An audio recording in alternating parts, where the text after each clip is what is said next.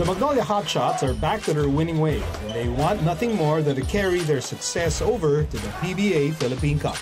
Ang gusto lang namin ngayon is one game at a time, preparation namin, makuha namin yung 1-0 namin. Every time na may game kami, yun yung goal namin, 1-0 ng 1-0 eh.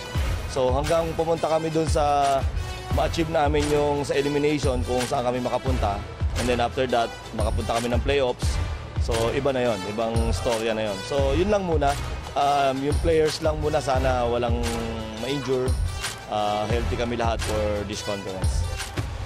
Only in his second year at the helm of the Hotshots, Vic Tolero guided the Hotshots to the title. It ended the franchise's 4-year championship drought following a Grand Slam season in 2014. Sobrang bless ako, bless yung team na nalaro kami. Yung mga awards na nakuha namin, despite yung mga awards na ganun, may mga championship na ako nanalo dito. Pero stay hungry lagi. Kasi nga, kung ma-overwhelm ka dun, baka mawala na eh. Katulad ng Grand Slam namin, pagkatapos ng Grand Slam day namin, yung forfeit, wala na kami ganang basketball eh. So parang walang motivation na.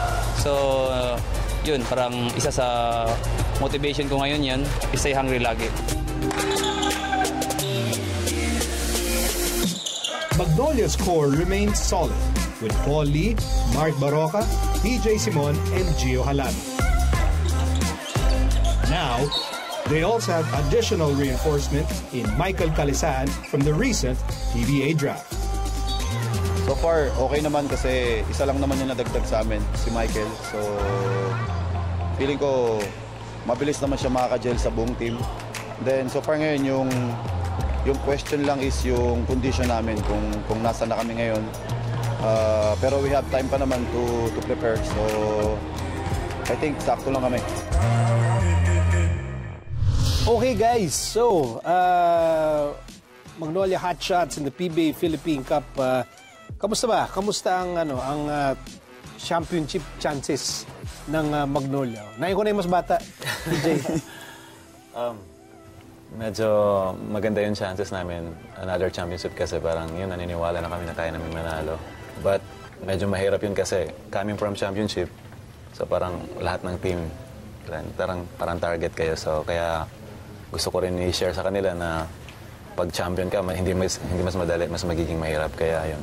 Medyo nahirapan kayo makuha yung... Kasi itong huling championship nyo was your first championship after Team Cone. Yes. Di ba? So, ikaw lalo ka na kasi ikaw nanggaling ka doon sa Team Cone era eh. Parang, gaano ka ba kahirap na finally nag-champion kayo ulit? Doon ko talaga na-realize na napakahirap pala mag-champion sa PBA. Eh kasi dati sunod-sunod kayo kung mag-champion eh. Parang dali lang eh. Yun nga, yung time na yun, talagang naiintindihan ko rin na siguro yung time na yun parang panahon talaga namin. Pagkatapos ng sobrang hirap na talaga. And ngayon ko na-realize na yun, nagkaroon ulit kami ng chance. So, masasabi ko rin itong group na to, sobrang saya din na grupo na to. Maganda yung chemistry. Ikaw ba, Gio, masasabi mong masaya itong grupo na to? Yes po sir. Kasi grabe yung sama namin sa practice pa lang. Parang kahit scrimmage, lahat nagagawa namin. Kasi kahit sila Kuya PJ, sila Kuya Paul, syempre, nagsama-sama kami lahat sa court. Ang ganda ng namin, banding. Nung sumali ka dito sa Magnolia, siguro naman napanood mo yung mga Grand Slam years nila, alam mo yung success nila as a franchise. Ikaw ba ay na-excite o na-pressure na, naku, kailangan pagpasok ko dyan, kailangan tumulong ako manalo yung team na yan? Laking tulong. So, sobrang excited po nung pagpasok ko kasi 17 years old po ako nung pagpunta ko dito sa Maynila talaga. Tapos si Koy Banal kinuha niya ako sa Arellano, then pumunta po ako sa practice nila. Tapos nagpa-picture ako kay James, kay Kuya Because PJ. at that time, assistant coach si Koy. Tapos yun, naalala ko na sana mapunta ako dito sa team na to. Nagpa-picture ka kay PJ, kay James Yap, kay Ping. So ikaw ba nung nagpa-picture ka nun, parang inisip mo, balang araw magiging kakampi ko kayo, ganyan. And parang wala po sa isip ko na sana, parang gano'n na, sana makasama ko to sila, pero wala sa isip. Pero inano ko lang yung pangarap ko na sana maabot ko yung PBA. O ngayon, ito na, umabot ka na ng PBA. At yung mga dating parang nagpapapicture-picture ka lang, mga kakampi mo na ngayon. So, kamusta yung experience ito, kunyari, may kasama kang PJ Simon, may kasama kang Mark Pingris na mga icons na tong mga to eh. Sobrang saya po, Sir Mick. Kasi nga, dati naisip ko, nagpapapicture lang ako sa kanila. And then ngayon, nakakasama ko sila. Tapos yung mga samahan nila dati, parang ang gaan ng pakiramdam pagkasama sila kasi nga parang wala silang pinipili. Ang ganda ng ano nila, yung pasok ng rookie, ang ganda ng pinapakita nila sa amin. Alam mo, PJ, that is parang team tradition na yan ng Magnolia ngayon, dati Pure Foods, na parang every time, compared to the other teams, ang team nyo, laging parang college ang ano. Hindi ko alam dahil pilit kayo nagpapabata na kasi dahil kahit noon pa eh, 'di ba? From the time of Coach Ryan Gregorio to even time ni Tim Cone and then up to now na meron kayong atmosphere na para bang barkada lang kayong lahat. Bakit? Paano nagagawa 'yun? Nag-start kasi noon kay Alvin Patrimonio ng time ni Alvin. Talagang yung kami naman nila James nila Ping nung unang pasok namin. Nakita talaga namin yung atmosphere na parang family to, sobrang soft-spoken kasi Alvin sobrang bait. Kaya nung time naman namin, parang nadala na rin namin yun. So, ibig sabihin ba nun kayong mga veterano mabait sa mga mas batang player? Oo, kaya maganda din naman kasi sa kanila. Kahit sobrang talented sila, pero nakikinig sila mababait. Kaya napakadaling i-guide. So, pag gina-guide mo, yung isang katulad ni Gio, ano madalas na nasasabi mo sa kanya? Sabi ko nga sa kanya na parang lahat na ata ng arsenal na isang basketball player nasa kay Gio na. So parang para sa akin, opinion ko lang to, talagang the next star talaga to ng Magnolia. And sabi ko lang, just be humble, just work hard, and your time will come. Ang bigat nun, Gio.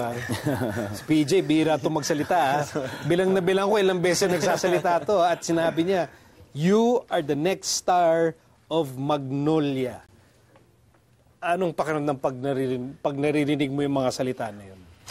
Siyempre, parang excited na gusto mo din madami kang matutunan sa kanila, Sir Mick. Kasi nga, tuwing nagpa-practice kami, tinitignan ko si Kuya PJ and then nag-water break and then ginagaya ko yung mga mga tira niya. Tapos tinatanong ko sa kanya na paano niya ginagawa yan. Kaya ayun, na-excite din talaga. Sandali. So inaaral mo yung mga moves ni PJ. Yes, kasi ang dali niya po makatira din kasi kaya nagugulat din kami, ang bilis niya makatira kaya tinitignan namin siya lagi. Ikaw ba kabisado mo na yung patented one-hander? Yes po. Kasi kailangan meron kayo pag nasa Magnolia ka, requirement. Yes po, lagi kong pinapractice mo yun. Yung pihit, sabay yung gano'n, no? Pwede ba natin pa-demo? Pa-demo natin kay Gio kung talagang kabisado niya yung PJ Simon one-hander. Okay? So, eto, tingnan natin. Ito yung ginagawa ni Kuya PJ tuwing nagpa-practice. Pinapanood ko lagi. 1, 2, one-hander. So, pasado ba? Pasado? Pasado yan. Pagawa natin sa OG. Sa OG. Kasi, unstoppable shot talaga yan eh. Tapos, iba-iba pa yan. Merong Ping one-hander, may James Yap one-hander, tapos yung kay PJ. PJ, ipakita mo sa ating The Score viewers, step-by-step breakdown ng one-hander shot mo. Yung step-by-step nung medyo bata-bata pa. Pag nasa paint na ako, parang scoring area na kasi yun eh. Kaya yun, pag nandun na ako sa paint, talagang hindi ko na pinipilit pumasok sa loob dahil maraming mga import na malalaki. And kaya ginagawa ko, nag-stop na ako doon bago doon pamunta sa paint. Kaya yun, parang i-gather ko muna yung feet ko, dalawang feet, balance, tapos yun one-hander. So, bakit mo ba naisip gawin yung one-hander? Kasi hindi lahat ng player ginagawa yan eh. To be honest, natutunan ko lang siya nung middle part na ng career ko. And kaya ako siya natutunan dahil hindi naman ako katangkaran. Lagi ako nabablock pag pumapasok sa loob.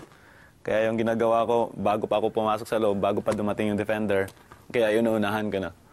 Kayo team na pinakamaraming tumitira ng one-hander. So there you go. So, para sa'yo, pasado ang one-hander ni Gio Halalon. Pasado yan. Pasado. So we'll have more with Gio Halalon and PJ Simon when The Score continues.